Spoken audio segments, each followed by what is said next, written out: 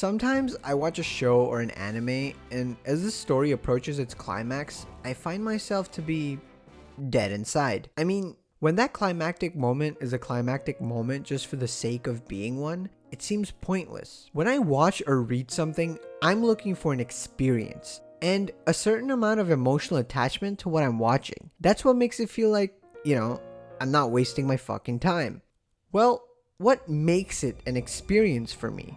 There is one aspect that I look forward to the most. If a story can nail that for me, I don't care if that moment lasts only for a second of the show, as long as it makes me feel that one feeling.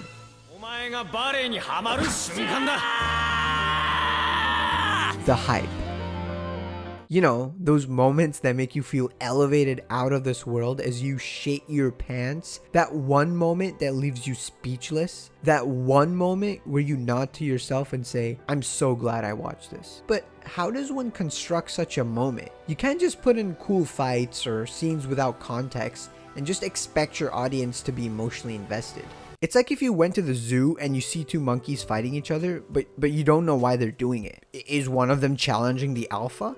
Did one of them eat the other's shit? Wait, what? What I'm trying to say is there's a process to it, and that's why I'm here today, to explain what I call the art of hype. And what better way to start than one of my favorite anime of all time, Haikyuu. I feel like a lot of people don't give Haikyuu a chance because on the outside, it just looks like a bunch of hot guys playing sports and looking cool doing it. And then of course, there's a large majority of the fan base that's just,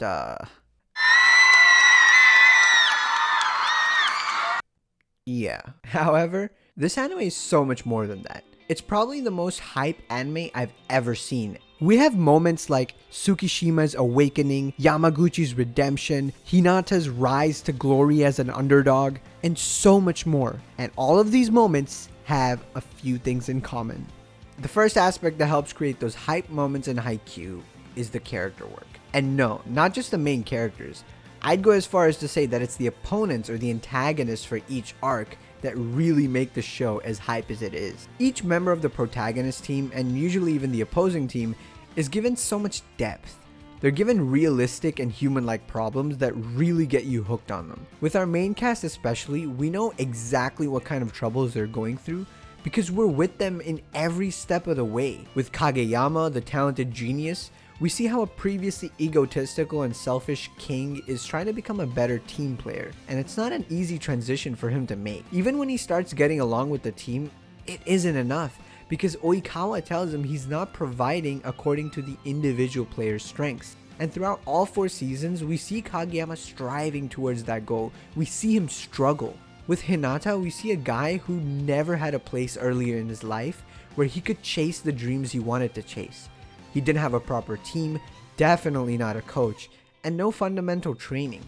He had to catch up to all these great players who had years of training ahead of him. And there's so many times where he fails and he feels like he has no individual skill, and we feel that pain with him. With almost half of each season being dedicated to practice and training episodes, it really builds up this connection we have with our characters, and also the anticipation, which is key when it comes to creating this hype. Then there's the deep and compelling antagonists. We have Oikawa, the hard-working setter who despises the idea of geniuses. He's a constant foil to our main characters who not only pushes Hinata and Kageyama to improve, but himself as well. As we learn Oikawa's story, we slowly start to feel for him as he gets closer and closer to his eventual defeat. We have Ushiwaka, who's really good at volleyball. Wait. Even Ushiwaka though, who comes off as having the personality of a fucking almond, serves a purpose.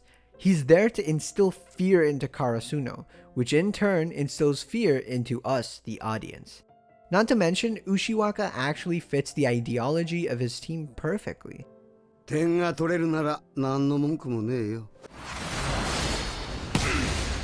Since we have such strong emotional connections with almost every character, when that character gets their moment to shine or their redemption moment, we feel that. It's almost as if we're witnessing a family member or a friend achieve something they've always dreamed of, something they've always wanted to do.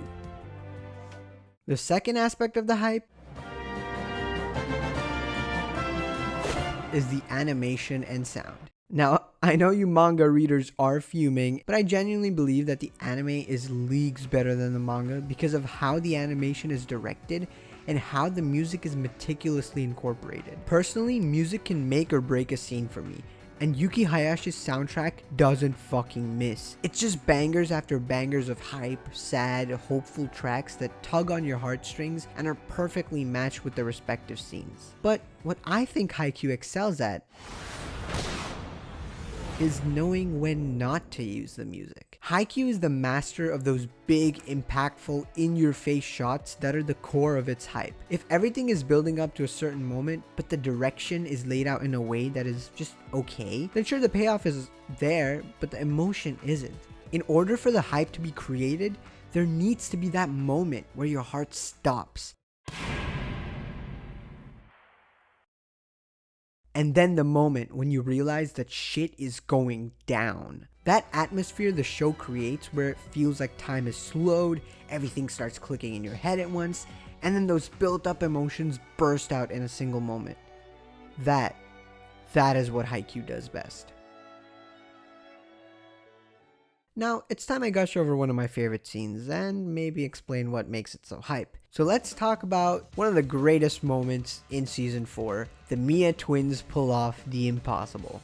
This was a moment that actually happened in favor of the opposing team in a do or die match. Yet I couldn't help but pump my fist in the air repeatedly like a complete fucking monkey. From the writing to the music to the animation, this scene was damn near a masterpiece if I ever saw one. This moment happened in the second half of Season 4, where the match with Inarizaki was getting intense. This team had the best setter in the nation, and they were also runners-up of the previous tournament. And all this while being a relatively new team. The setup was definitely there, and throughout the first set we get to see the personalities of these players. We see how hungry Atsumu is to win, and just how much he enjoys himself in the sport. He isn't afraid of trying new things, and his twin brother always catches up to that. But what proceeded to happen was something I hadn't imagined in a million years. We're given a little hint as to what Atsumu is planning when he talks to his brother privately, and Osamu responds in shock. Obviously, I didn't know what was gonna happen, but since it was Haikyuu, I was expecting something. But the moment that weird green background showed up and the camera began shaking ever so slightly, I knew I was in for a shocker. So we get a shot of Kageyama first once the background changes, and his breath seems to catch for some reason. Then we get Atsumu's perspective as his surroundings become a blur to him, and his focus is on nothing but the ball. But we see Osamu already jumping, even though the ball hasn't even been set up. Oh shit. All the while, this creepy, suspenseful music builds up as the ball comes closer and closer to Atsumu's fingers, which is when he says those bone-chilling lines.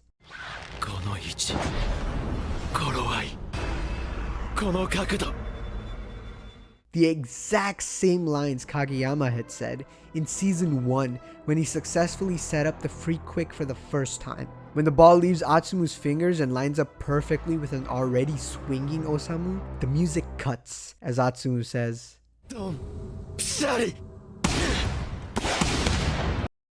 Let's take a moment and appreciate the art behind the scene. The first shot with Kageyama is sick because it shows us the genius he is. This technique that was solely unique to just him and Hinata is suddenly being used by someone else, and Kageyama can tell immediately, which goes to show just how aware he is of the game. Next, Atsumu's focus on the ball shows us not only his skill, but his desperation for improving, growing, always looking forward. The ideology of Inarizaki as a team, their slogan being, "We don't need the memories." The slow motion as the ball approaches Osamu gives us time to comprehend what is happening, making us feel the weight of that set. But it's also a representation of the characters themselves, because in their minds, everything is in slow motion. In high-octane, intense situations, this does tend to happen to athletes. Finally, my favorite part, cutting the music right as Osamu slams the ball down. This was beautiful because that satisfying sound as the hand makes contact with the ball just hits home perfectly.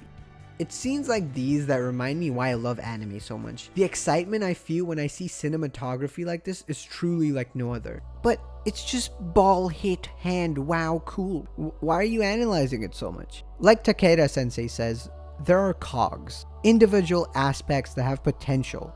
The characters, the sound, the voice acting, the music, the animation, the art. Alone, they're cool, but they lack something. And when those cogs start fitting together, that's when the magic happens. And it's what I call the art of hype. If you enjoyed the video, let me know so I can just milk the shit out of this idea, cause shut up. Go away. Bye.